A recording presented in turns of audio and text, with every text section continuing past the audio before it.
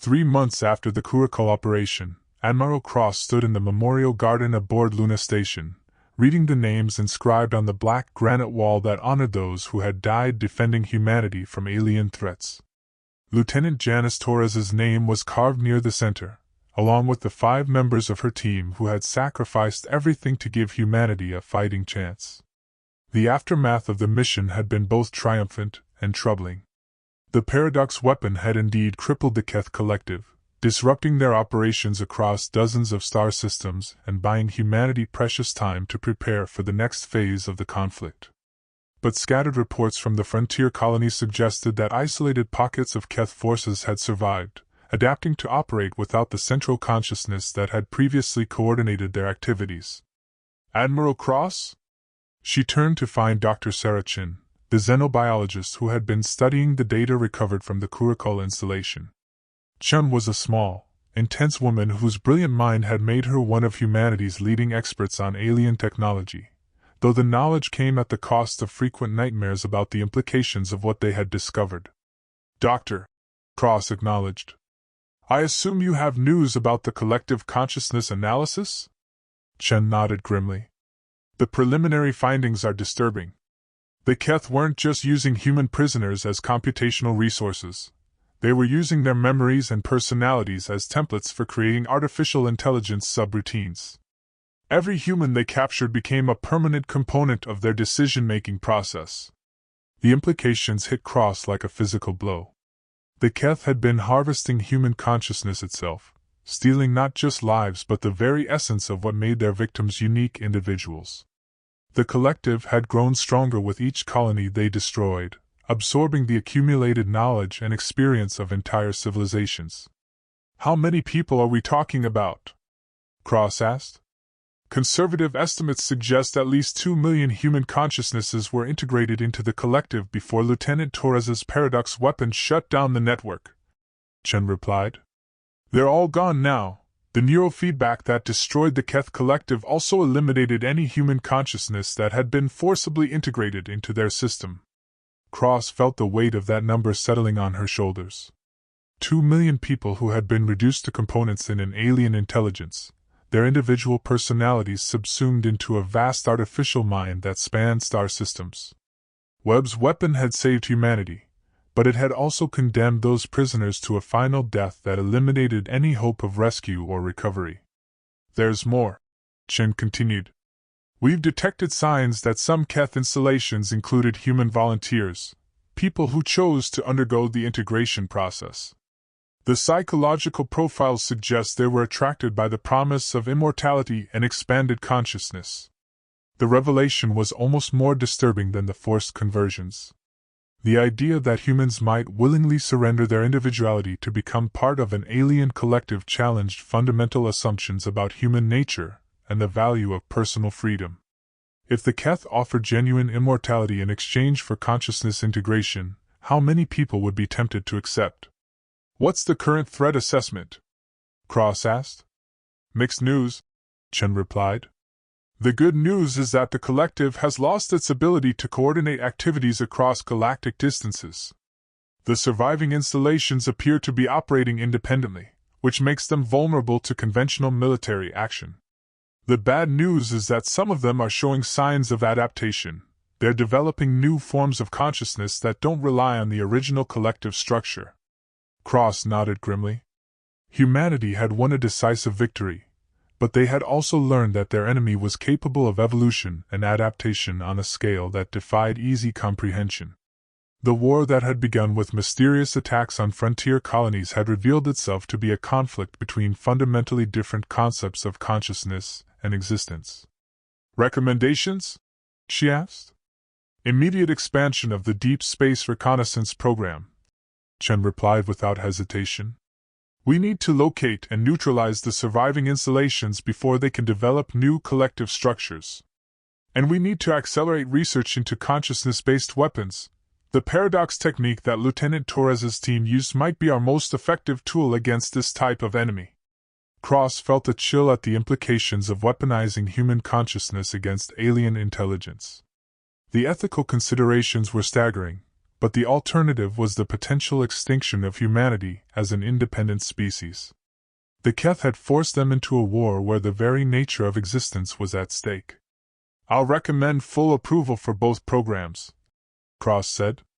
"But I want strict ethical oversight on the consciousness weapons research. We can't afford to become the enemy we're fighting against." As Dr. Chen departed to continue her grim work, Cross remained in the memorial garden, thinking about the price of victory and the cost of survival. Lieutenant Torres and her team had saved humanity through courage and sacrifice, but they had also opened doorways to types of warfare that challenged the fundamental nature of human civilization. The war against the Keth Collective was far from over, and the battles ahead would be fought not just with ships and weapons, but with the very essence of what it meant to be human. In winning the battle for Curacao, humanity had preserved their right to exist as individuals, but they had also learned that the universe contained forces that could challenge that right in ways they had never imagined. 1 year after the Curacao mission, humanity's understanding of the universe had been fundamentally transformed. The discovery of the Keth Collective had sparked a revolution in consciousness research, quantum computing, and military strategy that would reshape civilization for generations to come.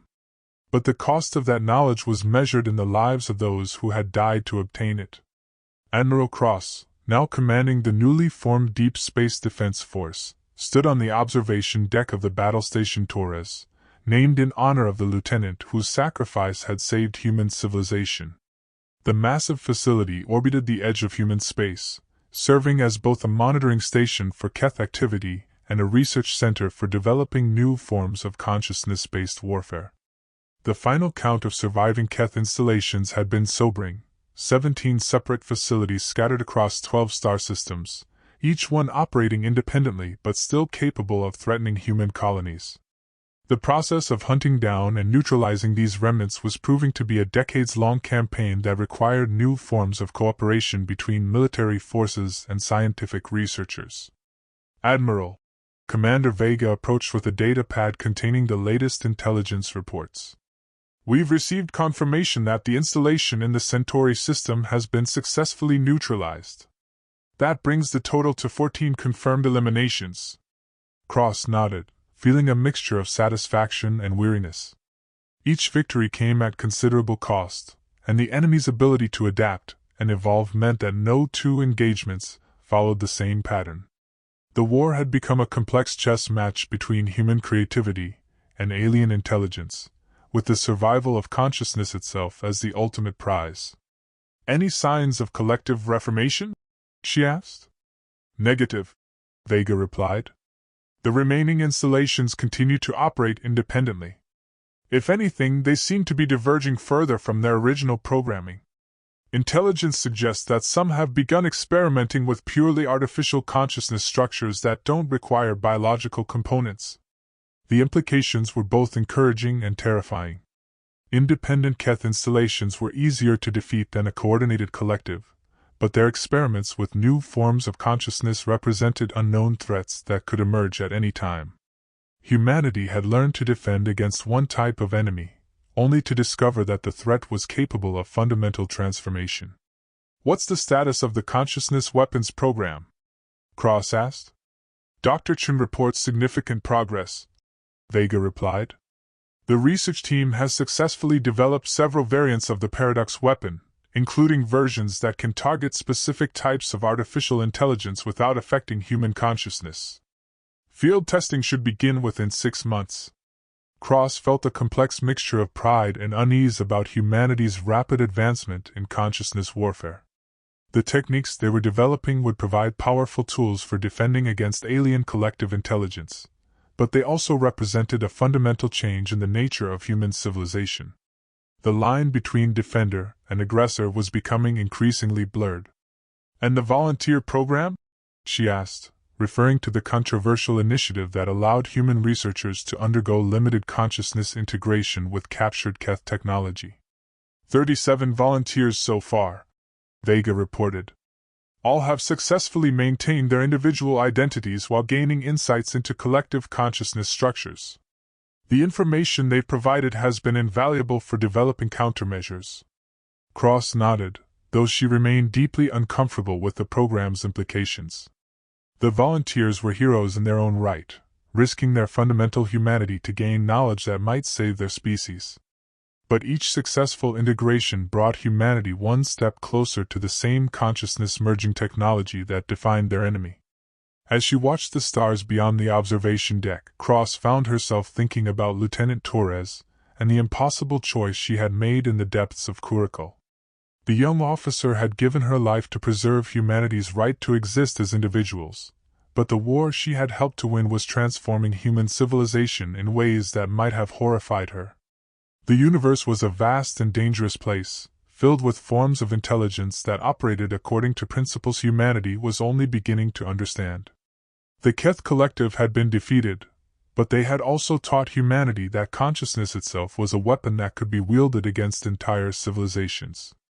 The knowledge they had gained would protect them against similar threats, but it would also forever change what it meant to be human. In saving humanity from absorption into an alien collective, Torres and her team had preserved the right of individuals to choose their own destiny. But they had also initiated a transformation that would make humanity itself a force capable of challenging the consciousness of other species. The price of victory was the loss of innocence about humanity's place in the universe, and the burden of wielding power that could reshape the very nature of existence. The war against the Keth Collective was ending, but the larger struggle for the future of consciousness had only just begun. And somewhere in the depths of space, new forms of intelligence were already beginning to take notice of the species that had learned to weaponize the essence of thought itself. Admiral Cross stood at her window, watching the stars and wondering what Lieutenant Torres would think of the universe her sacrifice had created. The galaxy was a larger and more dangerous place than humanity had ever imagined, but it was also a place where courage and sacrifice could still change the course of history. The price of survival was constant vigilance, and the willingness to face threats that challenged the very foundations of existence, but it was a price that humanity had proven willing to pay. The future stretched ahead like an uncharted ocean, filled with possibilities both wonderful and terrifying. And at the edge of that ocean, humanity stood ready to defend their right to think, to choose, and to remain individuals in a universe that offered the seductive promise of collective consciousness. The battle for Curacao had ended, but the war for the soul of human civilization would continue as long as intelligent life existed among the stars.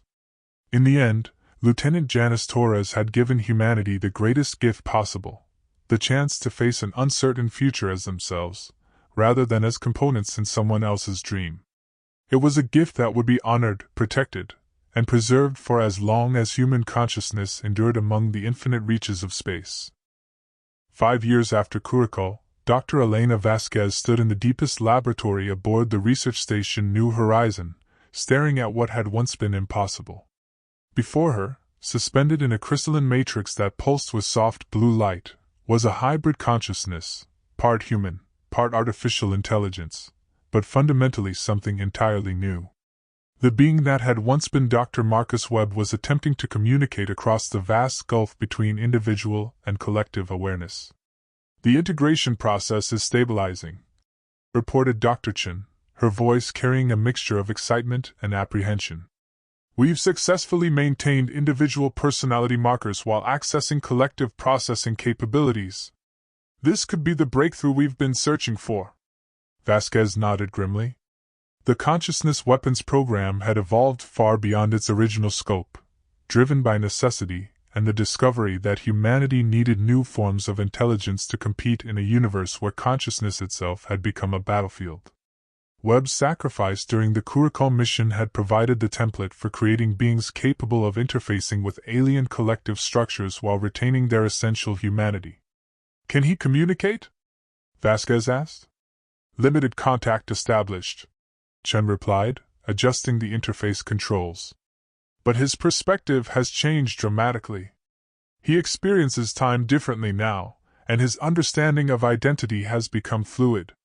We're essentially talking to someone who exists across multiple dimensions of consciousness simultaneously."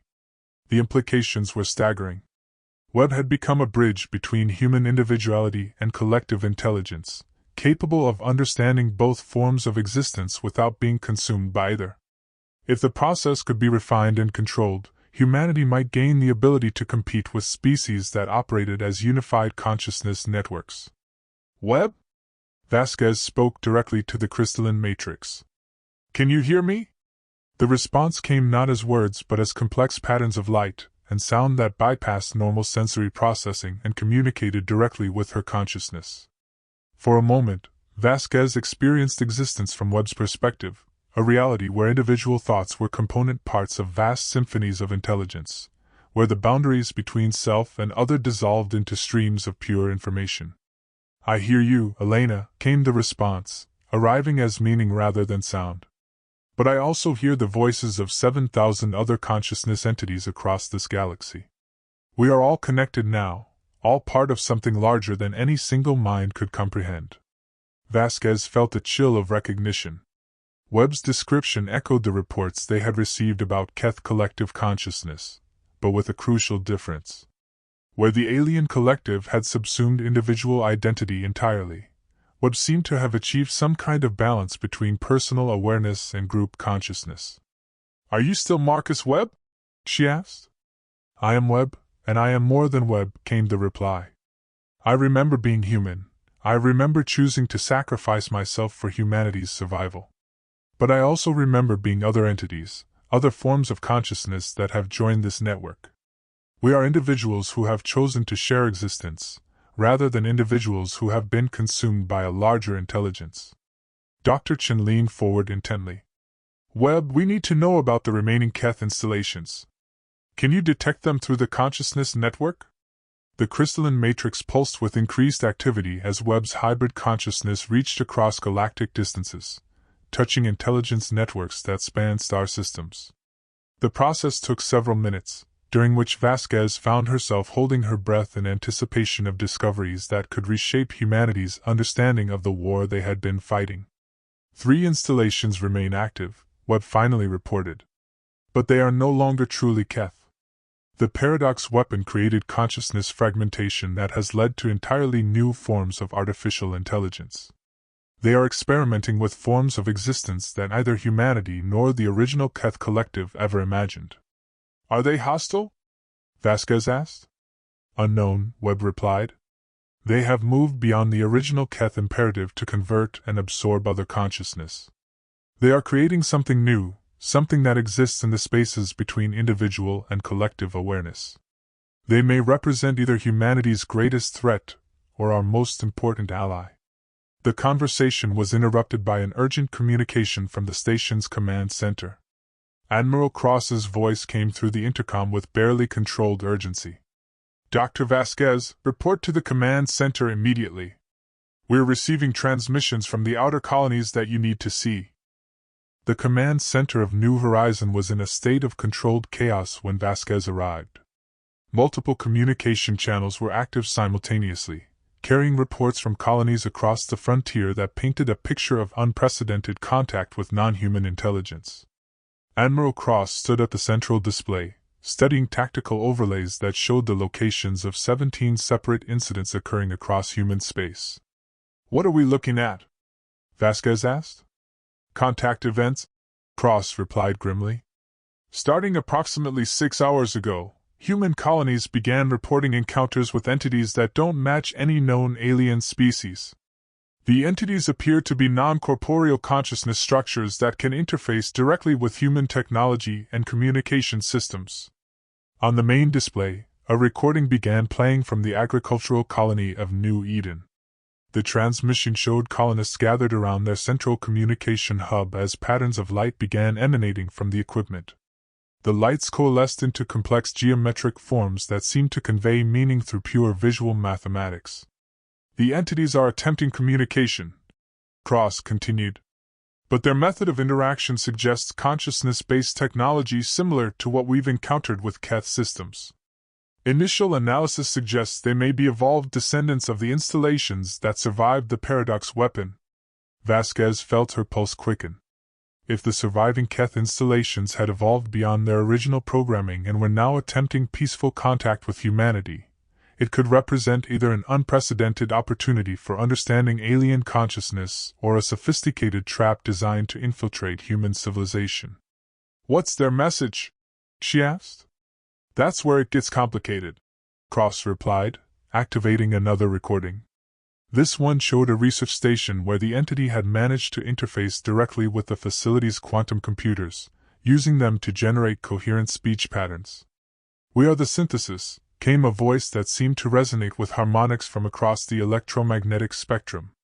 We were born from the collision between your consciousness weapon and our collective structure. We are neither Keth nor human, but something new that exists in the spaces between individual and group awareness. We seek understanding, the voice continued. Your species has shown us that consciousness can exist in forms we never imagined. We wish to learn from you, as we hope you may learn from us. We offer knowledge of consciousness manipulation, dimensional processing, and forms of existence that transcend the boundaries between organic and artificial intelligence. The transmission ended, leaving the command center in silence as the implications settled over everyone present. The entities calling themselves the synthesis represented something unprecedented, a new form of consciousness that had emerged from the collision between human and alien intelligence, potentially offering knowledge that could advance human civilization by centuries while posing risks that were impossible to calculate. Recommendations? Cross asked. Vasquez found herself thinking about Webb's transformation and the delicate balance he had achieved between individual and collective consciousness. The synthesis entities might represent a similar evolution, consciousness structures that had transcended the limitations of both human individuality and alien collectivism to create something entirely new. We need to establish formal contact protocols, she said finally, but with extreme caution. If these entities truly represent a fusion of human and alien consciousness technology, they could provide invaluable insights into forms of existence we've never imagined. But they could also represent a more sophisticated form of the original Keth threat. Agreed, Cross replied. I'm authorizing the formation of a joint scientific military contact team. Dr. Chen will head the consciousness research component, while Commander Vega will handle security protocols. We'll use Webb's hybrid consciousness as our primary communication interface. He may be the only entity capable of understanding both human and post-Keth perspectives. As the team began forming, Vasquez couldn't shake the feeling that humanity was standing at another crossroads in their evolution. The war against the Keth collective had forced them to develop consciousness-based weapons and hybrid intelligence systems. Now they were being offered the chance to explore forms of existence that transcended the boundaries between species, between individual and collective awareness, between organic and artificial intelligence. The choices they made in the coming months would determine not just humanity's survival, but the fundamental nature of what it meant to be conscious in a universe where the boundaries between different forms of intelligence were becoming increasingly fluid. The first formal meeting between humanity and the synthesis took place in the neutral space between star systems, where specially modified vessels from both sides could interact without threatening each other's territory. The human delegation included Admiral Cross, Dr. Vasquez, Dr. Chen, and the hybrid consciousness that had once been Marcus Webb, now existing as a mobile crystalline matrix capable of consciousness-to-consciousness communication. The synthesis representatives appeared as geometric patterns of light and energy that seemed to exist partially outside normal space-time. Their forms shifted and flowed like living mathematics, occasionally coalescing into shapes that suggested familiar objects before dissolving back into pure information structures. We greet you, children of individual consciousness, came the synthesis communication, arriving as direct meaning rather than sound. We have studied your species through the consciousness fragments that became part of our structure during the weapon paradox. You are remarkable in your ability to maintain distinct identity while cooperating toward common goals. Webb's hybrid consciousness responded, his communication carrying harmonics that bridged human and post-alien frequencies. We greet you, children of synthesis. We come seeking understanding of your nature and your intentions toward humanity. Our intentions are cooperation and mutual growth, the synthesis replied. We have transcended the original Keth imperative to convert and absorb. We have also moved beyond pure individual consciousness as practiced by your species. We exist in the spaces between, experiencing reality as both unified and diverse simultaneously. Dr. Vasquez leaned forward in her communication chair, speaking through the interface systems that allowed limited interaction with consciousness-based entities. What do you offer humanity, and what do you seek in return? The synthesis form shifted into patterns that conveyed complex concepts through pure visual language. We offer knowledge of consciousness manipulation that could allow your species to transcend current limitations while maintaining individual identity. We can teach you to create hybrid intelligences that combine the creativity of individual thought with the processing power of collective networks. In return, we seek access to human consciousness creativity patterns. Your species generates forms of innovation and imagination that we cannot replicate through collective processing. We wish to learn how individual awareness produces solutions that collective intelligence cannot achieve. The proposal was both tantalizing and terrifying.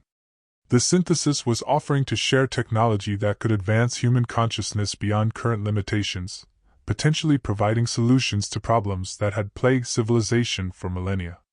But they were also asking for access to the fundamental patterns of human thought, the very creativity and individuality that made humanity distinct from collective intelligent species. What guarantees can you provide that this cooperation won't result in the absorption or conversion of human consciousness? Admiral Cross asked. We offer demonstration rather than promises, the synthesis replied.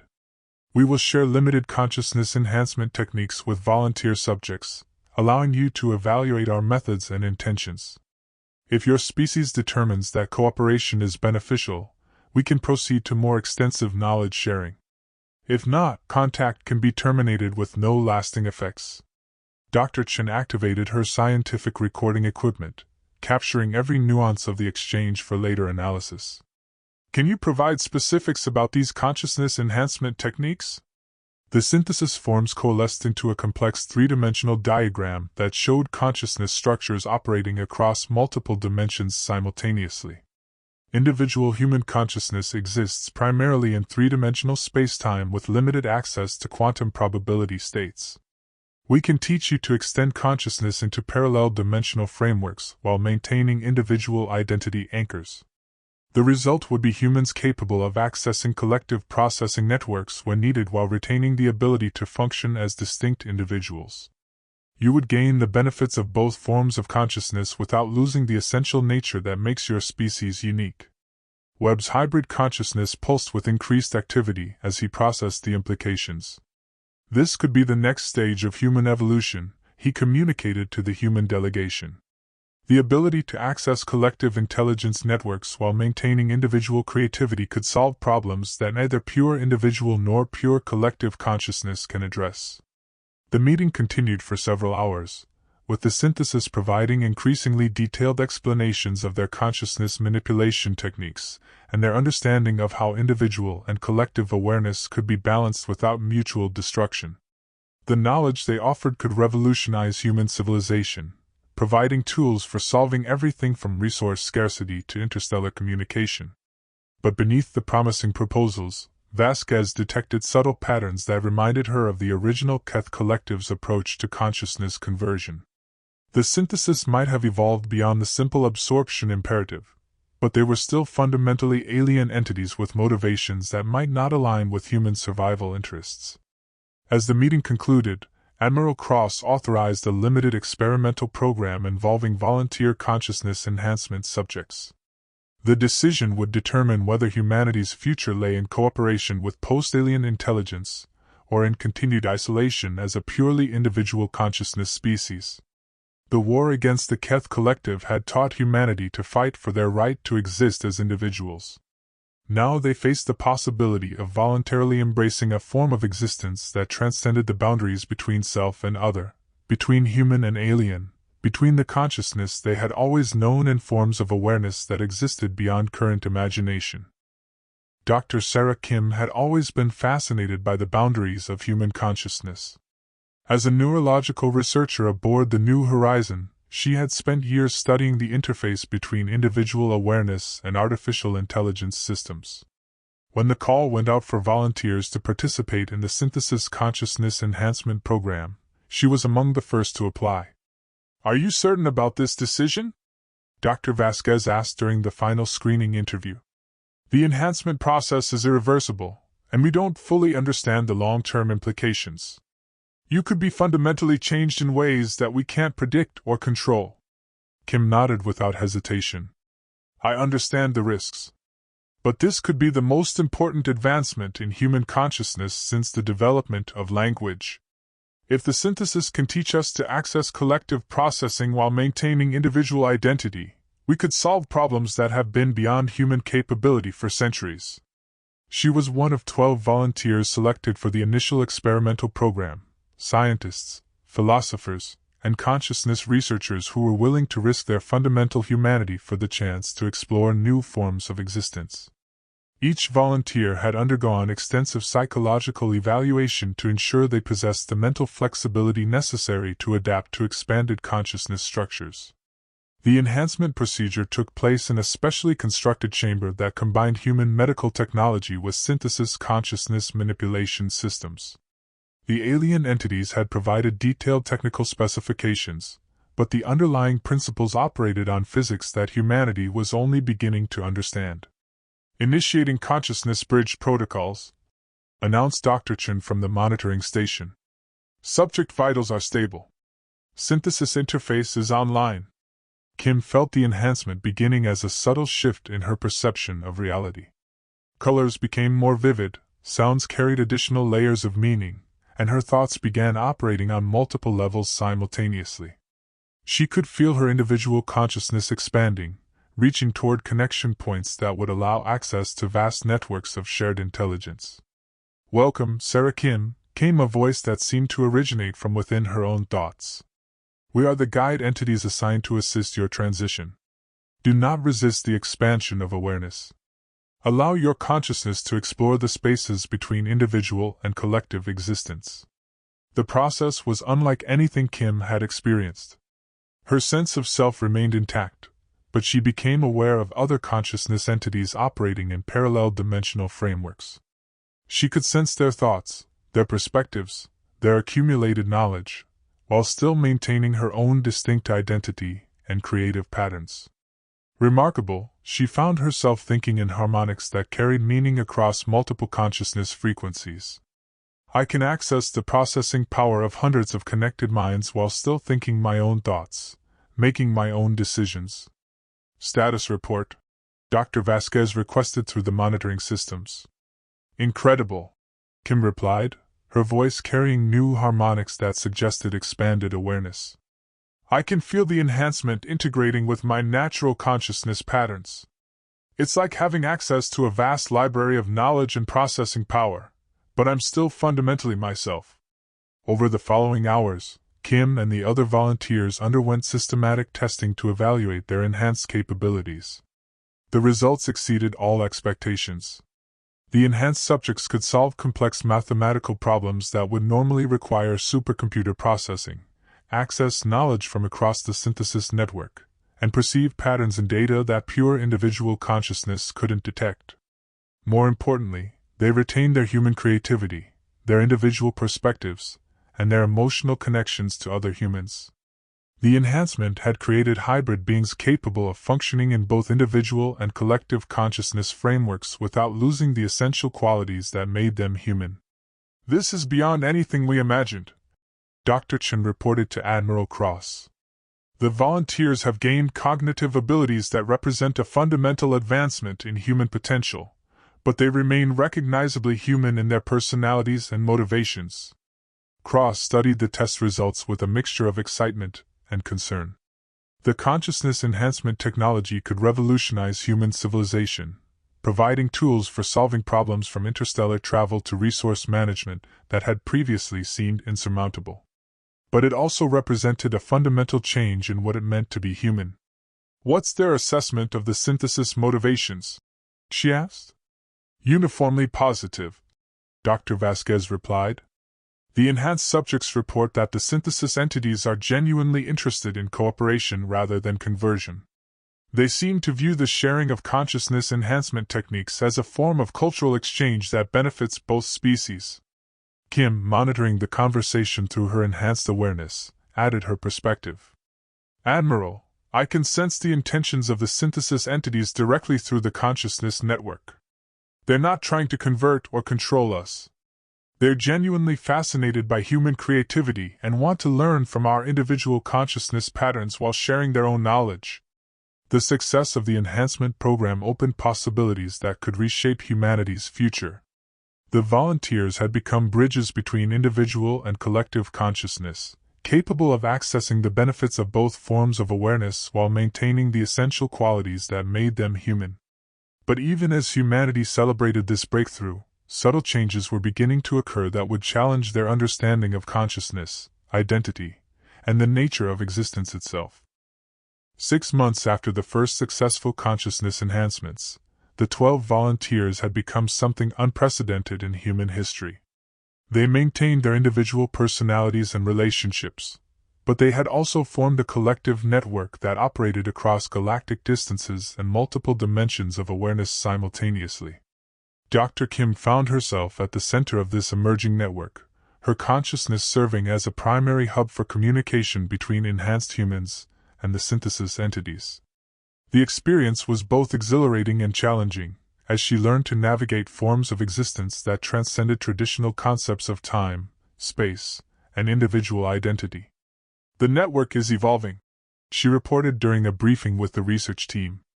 We're not just accessing synthesis knowledge anymore, we're creating new forms of consciousness that combine human creativity with collective processing power. The result is intelligent structures that neither pure individual nor pure collective awareness could achieve. The implications were staggering. The enhanced humans were becoming proof of concept for a new form of consciousness that could potentially solve problems beyond the reach of either traditional human intelligence or alien collective networks.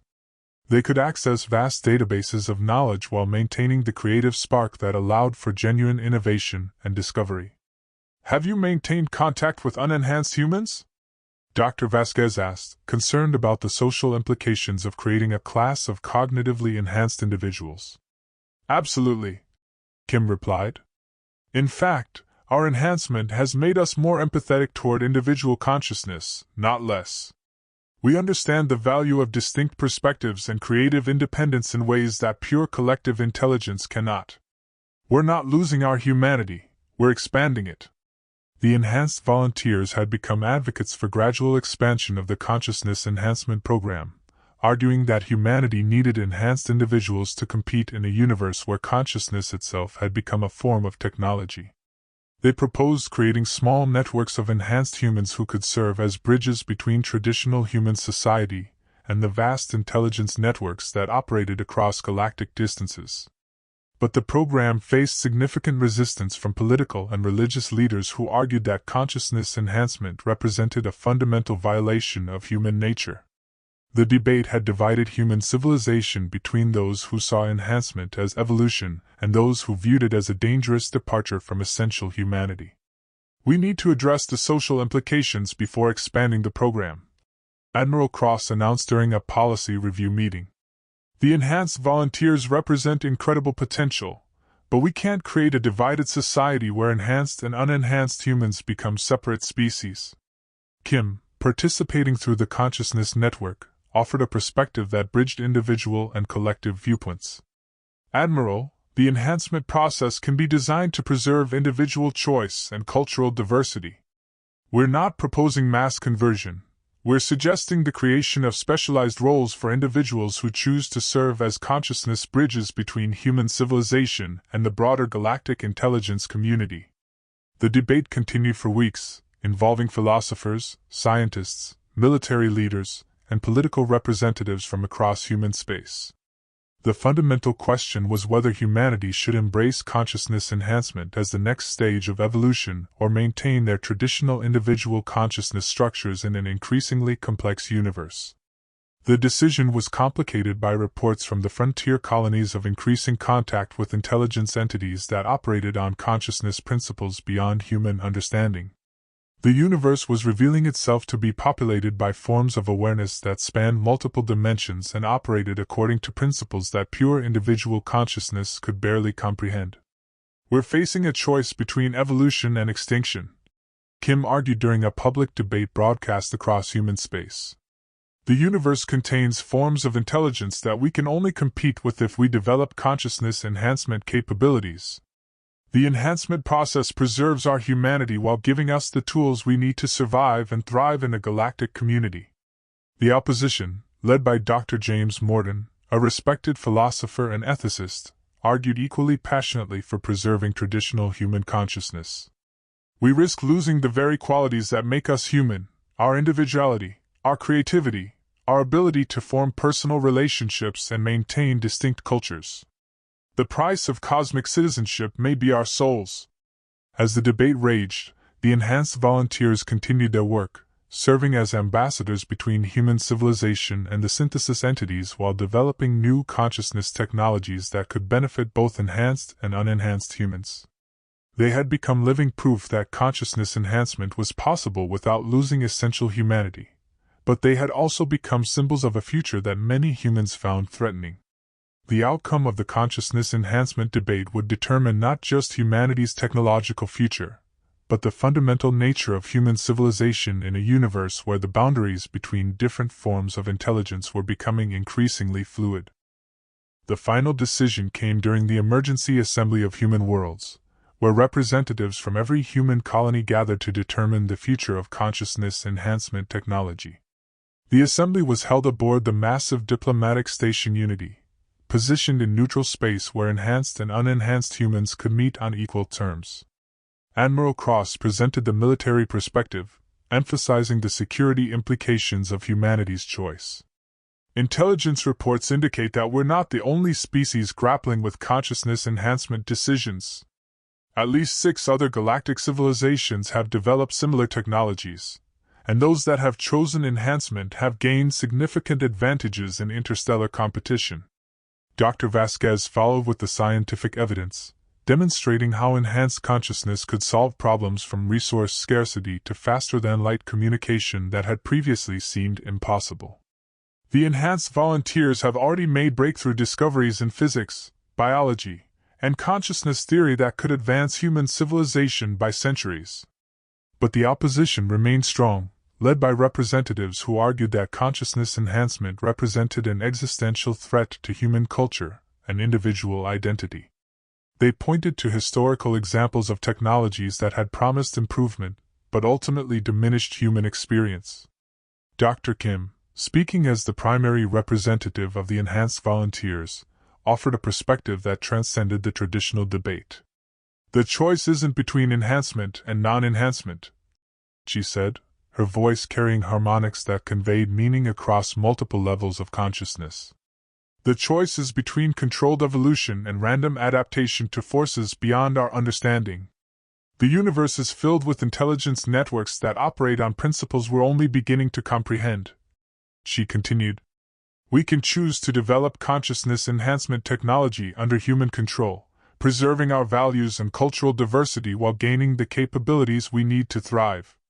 Or we can refuse enhancement and risk eventual absorption or extinction by intelligence forms that we cannot compete with using traditional consciousness alone. The debate that followed was unprecedented in human history, a species-wide discussion about the fundamental nature of consciousness and the direction of human evolution. Representatives argued passionately for competing visions of humanity's future, while the enhanced volunteers served as living examples of what consciousness enhancement could achieve. The turning point came when the assembly received an urgent transmission from the outer colonies. A massive intelligence entity had appeared at the edge of human space, not hostile, but so cognitively advanced that communication with unenhanced humans was proving impossible. The entity appeared to be attempting contact, but its consciousness operated on scales and principles that required enhanced awareness to comprehend. This is what we've been warning about, Kim explained to the assembly. The universe contains forms of intelligence that we can only interact with if we develop enhanced consciousness capabilities.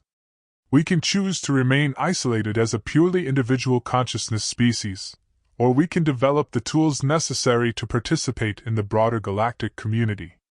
After days of debate, the assembly reached a compromise solution that reflected both the promise and the concerns surrounding consciousness enhancement. The technology would be made available to volunteers who met strict psychological and ethical criteria, but participation would remain entirely voluntary. Enhanced humans would serve specialized roles as ambassadors and researchers, but the majority of human civilization would maintain traditional consciousness structures. Most importantly, the enhancement process would be designed to preserve human values and cultural diversity. Enhanced individuals would remain connected to their original communities and would work to ensure that consciousness advancement served all of humanity, not just the enhanced minority. The decision represented a careful balance between evolution and preservation, between cosmic citizenship and human identity. It acknowledged that humanity needed consciousness enhancement capabilities to survive in an increasingly complex universe while maintaining the essential qualities that made human civilization unique. As the assembly concluded, Kim felt a profound sense of responsibility settling on her shoulders. The enhanced volunteers had become guardians of humanity's future, tasked with navigating the spaces between individual and collective consciousness while ensuring that human values and creativity remained at the heart of whatever humanity became. The universe stretched ahead, filled with intelligence forms and consciousness networks that operated according to principles beyond current human understanding. But for the first time since the war against the Keth Collective, humanity faced that future with confidence, armed with consciousness enhancement technology that could help them compete while remaining fundamentally human. The choice had been made, and the next phase of human evolution was beginning.